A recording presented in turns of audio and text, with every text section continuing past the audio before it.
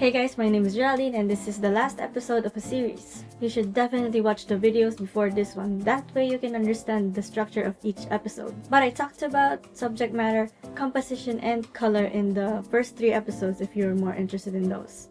But back to this episode, we're going to talk about lighting. Specifically, ambient, flat, split, short, and broad.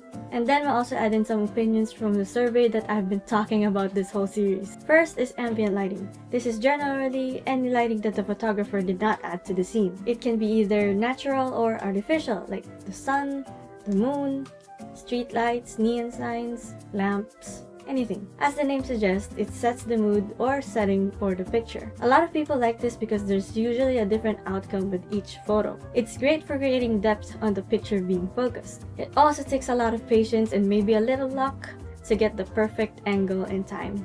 The next lightings are best demonstrated on portraits. So flat is when the light source is shining directly in front of the person. This reduces contrast and shadow that emphasizes skin textures. The lack of shadow portrays an airy and uplifting feel to it. Survey says people didn't like this one because it didn't give enough dynamic movement. Someone also said that it feels like taking an ID picture but not in a good way. So yeah, it's a type of lighting that doesn't fit most scenes, but it's great for commercialized photos or shoots. In split lighting, the source hits the side of the subject at a 90-degree angle. It splits the subject in half with one side in the light and the other in the shadow. This gives the image a dramatic and assertive look.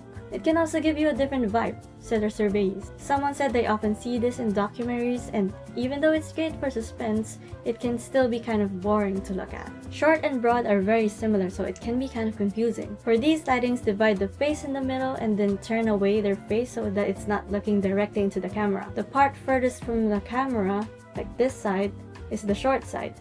And when the light hits this, it's called short lighting. But when the light hits this side, the part closest to the camera, it's called broad. Here are better examples.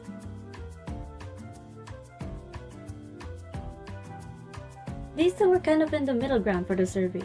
I don't think they like this too much because they said it's too common for portraits. In every episode of this series, I've been going out to try these tips myself. A huge shout out to my sister Angelica for being my model. This was a bit risky because I'm not used to portraits, but she did great on the shoot. Anyway, enjoy this montage.